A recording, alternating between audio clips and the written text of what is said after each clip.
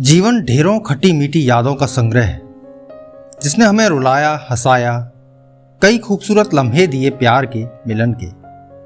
साथ ही कई कष्टदायी घटनाओं ने हमें जीवन के कई सलीके सिखाए। मानो आपका जन्म एक कोरे कागज पर हुआ जिस पर आप आज तक अपनी कर्मों की कहानी को लिखकर यहां तक पहुंचे हैं।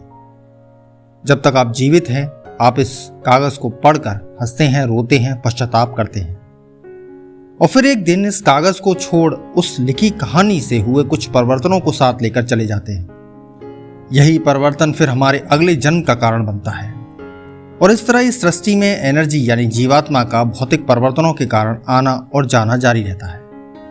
लेकिन जीवन और मृत्यु के इस कष्टदायी चक्र के बीच एक स्थान है जहां जीवात्मा इस बंधन से आजाद होकर ठहर जाती है।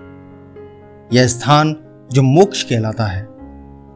जीवन और मृत्यु के चक्र में जीवात्मा पिछले जीवन के परिवर्तनों को नए जन्म में लेकर जाती है, परंतु मोक्ष क्योंकि जीवन और मृत्यु के चक्र से आजाद है, तो क्या यह संभव है कि आज तक जितनी भी जीवात्माओं को मोक्ष मिला होगा उनकी पिछले जीवन की यादें परिवर्तन ज्यों की त्यों बनी होंगी? यानी यदि आप किसी तरह अपनी चेतना से स्थान को जोड़ पाएं, तो आप बीते लाखों वर्षों में गुजर चुके लाखों जीवनों की यादों में झांक सकते हैं। सोच कर देखिए, आप इस पृथ्वी को, कई खगोलीय भौगोलिक घटनाओं को, कई पुरातत्व इमारतों के निर्माण को, पौराणिक घटनाओं को, विलुप्त हो चुकी प्रजातियों को और न जाने कितने ही रहस्यमयी घटनाओं के सच को देख सकते हैं जिनका विज्ञान केवल अनुमान लगा सकता है। लेकिन क्या ऐसा स्थान है और क्या हम सिर्फ अपनी चेतना से वहां पहुंच सकते हैं? चलिए पता करते हैं।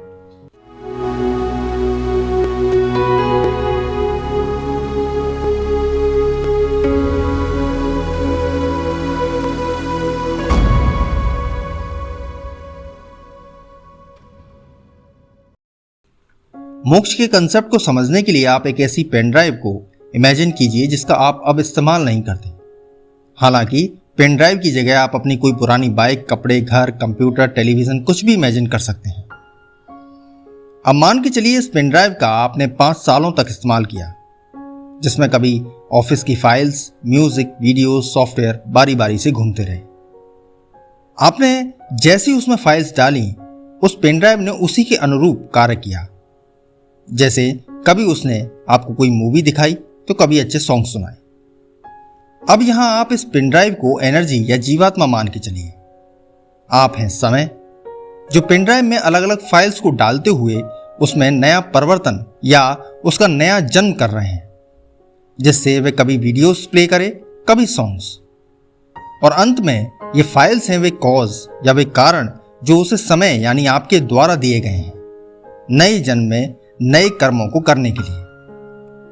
यानी यदि कॉज वीडियोस हैं तो वो वीडियोस दिखाएगी और यदि म्यूजिक है तो वे म्यूजिक प्ले करेगी। लेकिन जब आप किसी भी चीज, चाहे ये पेन ड्राइव हो, बाइक हो, कपड़े हो, को अबेंडन या छोड़ रहे हैं, तो इसका बिल्कुल साफ मतलब है कि आपके पास अब उसके लिए कोई भी नया कॉज नहीं है और यही उस पेन ड्राइव के लिए मोक्ष कहलाएगा।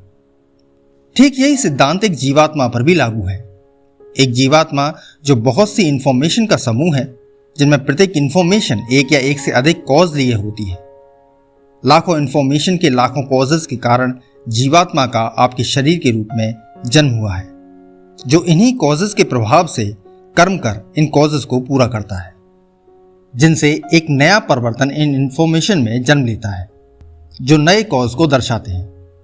और मृत्यु पश्चात यही नए कॉज एक नए जन्म और कर्म का कारण बनते हैं, जैसा हमने इस पेन ड्राइव के उदाहरण में देखा, जो उसमें डाली गई फाइल्स के अनुसार नए नए कर्म कर रही थी। और इसी पेन ड्राइव की तरह यदि जीवात्मा के किसी जन्म में पिछले सभी कॉजेस पूरे हो जाए, साथ ही नए बने कॉजेस समय में किसी भी परिणाम की रचना ना कर रही हो, तो वह जीवात्मा मृत्यु पश्चात उस जीवन की यादों के साथ जीवन और मृत्यु के चक्र से आजाद हो जाती है। इसे आप खुद को समय मानते हुए उस पेन ड्राइव से ही समझिए, जिसकी एक समय बाद आपको कोई जरूरत महसूस नहीं होती। लेकिन यहां किसी जीवात्मा की जरूरत ना होने को आप इंसानी स्वार्थी लालच से मत जोड़ना, जहां इंसान चीजों को अपने हित में इस्तेमाल कर फेंक देता है। इस जरूरत के ना होने से आप अपने उस अनुभव से जोड़िए जहां आप बहुत ज्यादा भूखे होने पर अपना सबसे मनपसंद भोजन करते हैं। पेट भर भोजन करने के बाद आप जिस संपूर्णता और आनंद को प्राप्त करते हैं, जहां अब आपको इस संसार के किसी भी अन्य भोजन की जरूरत नहीं रहती, ठीक ऐसी ही संपूर्णता एक जीवात्मा प्राप्त करती है जब उसके सभी कॉजेस पूरे होकर ऐसे परिवर्तन को प्राप्त होती है जो सृष्टि के किसी भी कॉज को नहीं दर्शाती। यह संपूर्णता उसकी इंटेंसिटी या टाइम स्पीड कहलाती है। इंटेंसिटी को आप अपने भरे और भूखे पेट के अनुभव से जोड़ के देखिए। जब आप भूखे हैं तो आप संसार के लाखों अलग अलग तरह के व्यंजनों की ओर आकर्षित हैं। यह अवस्था आपकी भूख की लो इंटेंसिटी को दर्शाती है और भरा पेट किसी भी व्यंजन के आकर्षण को खत्म कर देता है। यह अवस्था आपकी भूख की हाई इंटेंसिटी दर्शाती है।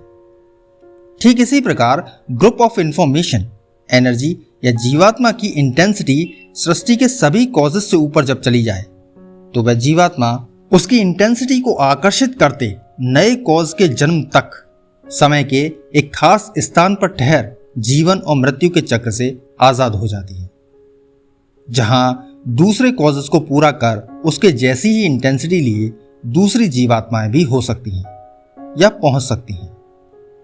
इन सभी जीवात्माओं में ढेरों इंफॉर्मेशन के रूप में कई सारे परिवर्तनों की कहानी छुपी है, जो उनके पिछले कई जन्मों के कॉज और उन कॉज के लिए किए गए कर्म और इन कर्मों से हुए परिवर्तन हैं, जिन्हें केवल भौतिक चेतना के द्वारा ही समझा, सुना या देखा जा सकता है। लेकिन क्या कोई भौतिक चेतना सृष्टि के सर्वोच्च स्थान तक पहुंच सकती है?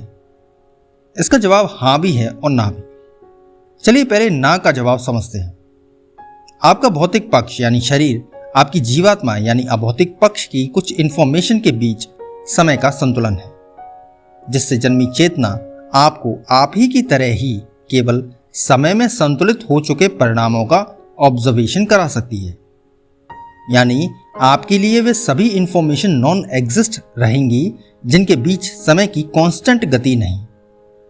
और मोक्ष को प्राप्त हो चुकी जीवात्माओं की इंफॉर्मेशन समय की सर्वोच्च गति पर तो है, परंतु यह गति कांस्टेंट नहीं है, जिससे आप सीधे ही अपनी भौतिक चेतना से इस स्थान तक नहीं पहुंच सकते। लेकिन इसी जवाब में हां का जवाब भी छुपा है।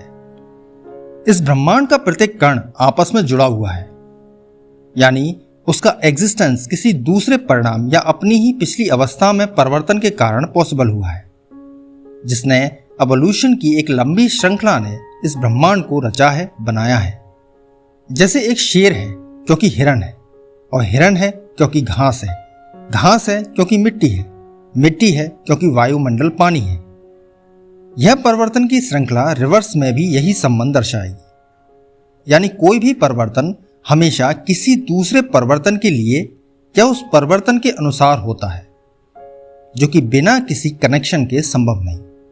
और जैसा हमने इस वीडियो में समझा है, जो भी परिवर्तन भौतिक पक्ष में है उतना ही परिवर्तन उसका अभौतिक पक्ष भी दर्शाता है, क्योंकि ये दोनों पक्ष आपस में कनेक्टेड है। तो थ्योरेटिकली यदि इस ब्रह्मांड का प्रत्येक परिणाम एक दूसरे से जुड़ा है तो 100% इसका कारण प्रत्येक भौतिक परिणाम के अभौतिक पक्ष का आपस में कनेक्टेड होना ही है। प्रत्येक परिवर्तन के इस तरह जुड़े होने के कारण ही विज्ञान में कई टर्म्स वजूद में आए हैं, जैसे टेलीपैथी, टेलीपोर्टेशन, क्वांटम इंटेंगलमेंट इत्यादि। यानी लॉजिकली आपकी चेतना इस ब्रह्मांड के सभी भौतिक परिणामों की चेतनाओं को ऑब्जर्व कर सकती है, क्योंकि आप और लाखों प्रकाश वर्ष दूर कोई अन्य परिणाम आपस में किसी न किसी माध्यम से जुड़े हैं। सृष्टि में प्रत्येक परिणाम, अवस्था, घटना या परिणाम का भौतिक और अभौतिक पक्ष के आपस में कनेक्शन ही वह रास्ता है जो आपको अभौतिक पक्ष में मोक्ष प्राप्त हो चुकी जीवात्माओं तक पहुंचा सकता है। जब भी किसी परिणाम जैसे आपका जन्म होता है तो आपके अभौतिक पक्ष में मौजूद कुछ इंफॉर्मेशन समय की गति को संतुलित करके आपकी शरीर की रचना करती है, जिससे जन्मी चेतना समय की निश्चित गति से भंगकर आपके अभौतिक पक्ष के कॉजेस को पूरा करती है। लेकिन क्योंकि आपका अभौतिक पक्ष संपूर्ण अभौतिक पक्ष से कनेक्टेड है, तो वहां ऐसी इंफॉर्मेशन भी मौजूद हो सकती हैं जो समय की सर्वोच्च गति पर है, यानी जिनका कोई कॉज नहीं, परंतु ईश्वरीय शक्ति के रूप में आपके अभौतिक पक्ष के सभी कॉजेस को पूरा करने के लिए गाइड या प्रभावित करती हैं। इंफॉर्मेशन का यह समूह पाथ इंफॉर्मेशन इंडेक्स कहलाता है। सरल शब्दों में कहें तो यह वह स्थान है जहां मोक्ष को प्राप्त हो चुकी जीवात्माएं हैं और आपके अभौतिक पक्ष के कॉज उस स्थान से कनेक्टेड हो सकते हैं। यानी पाथ इंफॉर्मेशन इंडेक्स आपकी जीवात्मा का प्रथम और सर्वोच्च स्तर है। दूसरा स्तर जीवात्मा के कॉजेस हैं और तीसरा स्तर आपका शरीर। समय की गति का संतुलन आपकी जीवात्मा के उद्देश्यों के साथ मिलकर प्रथम स्तर से तीसरे स्तर पर एक प्रवाह के रूप में आपकी चेतना का निर्माण करते हुए एक हो जाते हैं। और जैसा हमने कहा, कोई भी कनेक्शन रिवर्स में भी वही संबंध दर्शाता है जो संबंध फॉरवर्ड में होगा। यानी प्रथम स्तर से तीसरे स्तर तक प्रवाह का जो संबंध आपकी चेतना से है, वही संबंध तीसरे स्तर पर आपकी चेतना का प्रथम स्तर पर मौजूद पाथ इंफॉर्मेशन इंडेक्स से भी है। यानी यदि आप इस प्रवाह के रिवर्स में जाते हैं तो आप और आपकी चेतना समय की निश्चित गति पर रहते हुए भी समय की सर्वोच्च गति पर विश्राम करती इंफॉर्मेशन के कई जन्मों, कर्मों, घटनाओं और यादों को देख, सुन और महसूस कर सकते हैं, बशर्ते आप ऐसा कर पाएं तो। क्योंकि आपकी चेतना इस प्रवाह के बंधन में बंधी है। उसका निर्माण केवल तीसरे स्तर पर ऑब्जर्वेशन के लिए हुआ है और मात्र तीसरे स्तर पर रहते हुए इस बंधन को तोड़ना लगभग नामुमकिन है, क्योंकि इस बंधन के पार जाने के लिए आपको आपके चक्रों का संपूर्ण भौतिक ज्ञान और अभौतिक पक्ष का संपूर्ण बोध का होना आवश्यक है, जो शास्त्रों पुराणों के अनुसार केवल आदि योगी के पास है। यदि आप वीडियो के विषय को और डिटेल में जानने के इच्छुक हैं तो इन वीडियोस को जरूर देखिए। और यदि आपका कोई प्रश्न है तो आप हमसे व्हाट्सएप के जरिए जुड़ सकते हैं।